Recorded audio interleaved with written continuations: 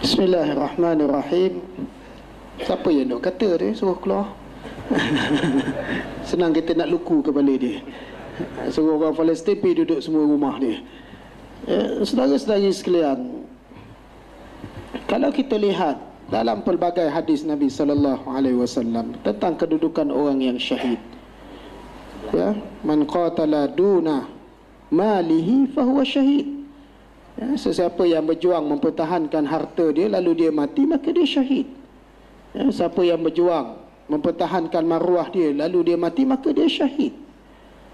Ya, dalam keadaan kita pun tak tahu nak tentukan siapa syahid, tetapi sudah pasti orang yang mempertahankan maruah dia, harta dia, tanah dia, ya, negara dia, tempat tumpah darah dia, ini pasti orang yang sentiasa berada pada kebenaran.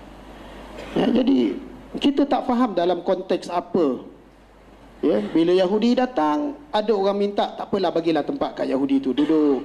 Kesian Yahudi tu tak ada tempat. Ya, atas dasar barangkali umat apa ke dia kira dengan Yahudi. Ya, dia nak berkawan dengan Yahudi lah kot, dah tak boleh berkawan dengan orang lain. Ya, jadi bagi tempat kepada Yahudi. Ya, ini logik apa saudara-saudari sekalian? Ya, logik yang tak masuk langsung pada akal orang yang waras, yang memahami teks Al-Quran dan Sunnah, dan yang memahami konteks pada apa yang berlaku di atas muka bumi pada hari ini. Kita tahu Nabi SAW sebut dalam pelbagai hadis yang sahih tentang Ardul Mubarakah, bumi yang barakah, bumi Palestin. Ya, tentang Al-Aqsa itu akan kekal ada orang yang memperjuangkannya sehingga ke hari kiamat. La yazalu ta'ifatun min ummati zahirina 'alal haqqi. Ya, akan sentiasa ada sekumpulan umat aku yang memperjuangkan kebenaran. Mereka tidak akan dikalahkan oleh musuh mereka. Mereka tidak akan terhina oleh orang yang menghina mereka. Para sahabat bertanya, di manakah mereka? Nabi SAW sebut di Baitul Maqdis dan di sekitar Baitul Maqdis.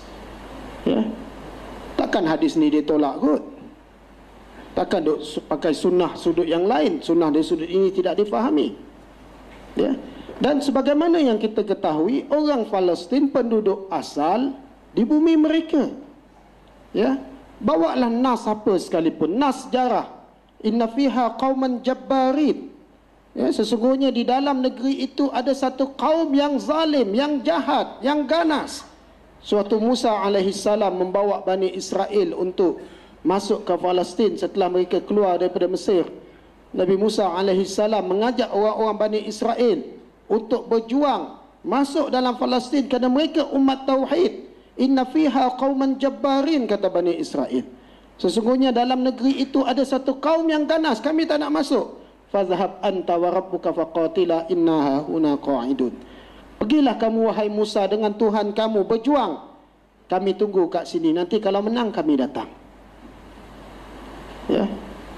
Dari sudut sejarah pun Syekh Muhammad Al-Ghazali sebut, orang Palestin sudah ada di bumi itu lebih 5,000 tahun. Cuma waktu itu zaman Musa alaihissalam mereka bukan umat tauhid.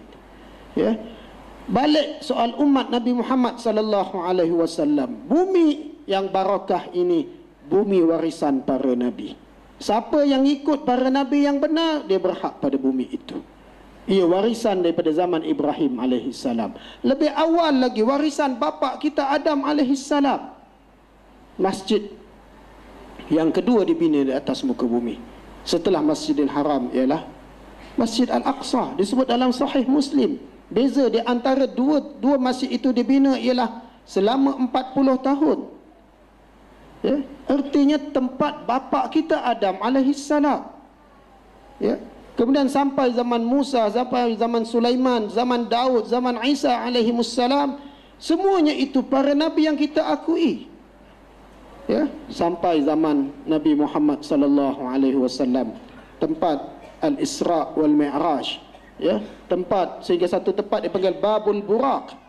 Tempat Nabi sallallahu alaihi wasallam mengikatkan buraknya sebelum baginda naik, ya, melakukan Mi'raj menghadap Allah Subhanahu wa ta'ala. Dan perlu kita fahami kalau kita lihat Ini pandangan peribadi saya. Ya. Setelah Fathu Makkah, apa yang Nabi buat? Nabi hantar tentera. Perang Mu'tah, perang Yarmouk. Sehingga sebelum baginda wafat, dihantar tentera Usamah. Ya.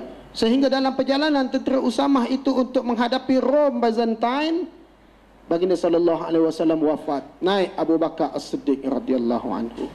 Perintah pertama Abu Bakar ialah hantar tentera Usamah. Apa rahsia di sebalik ini semua? Meninggal dunia Abu Bakar As-Siddiq radhiyallahu anhu yang memerintah 2 tahun 3 bulan. Naik Umar bin Al-Khattab radhiyallahu anhu. Sebahagian askar dihantar ke arah timur untuk menghadapi tentera Parsi. Tapi sebahagian besar dihantar pergi ke Al-Quds, pergi ke Palestin, pergi ke Al-Aqsa untuk membebaskan tempat paling suci yang ketiga bagi umat Islam.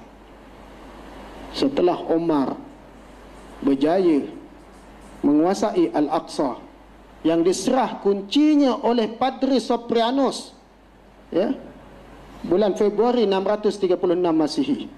Tarikh saya lupa dah. Tapi bukan hari Valentine lah, ya. Oh, geng sunnah tak tahu hari Valentine, tak apa. Ya. Tahun 636 Masihi, Umar bin Al-Khattab radhiyallahu anhu masuk menerima kunci itu. Satu kisah yang dirakam termasuk ahli-ahli kitab. Ya. Termasuk oleh ahli kitab, termasuk oleh orang Yahudi. Mereka menyatakan bahawa setelah Umar ambil alih Baitul Maqdis, barulah mereka dapat beribadat dengan tenang sejak 500 tahun di Baitul Maqdis.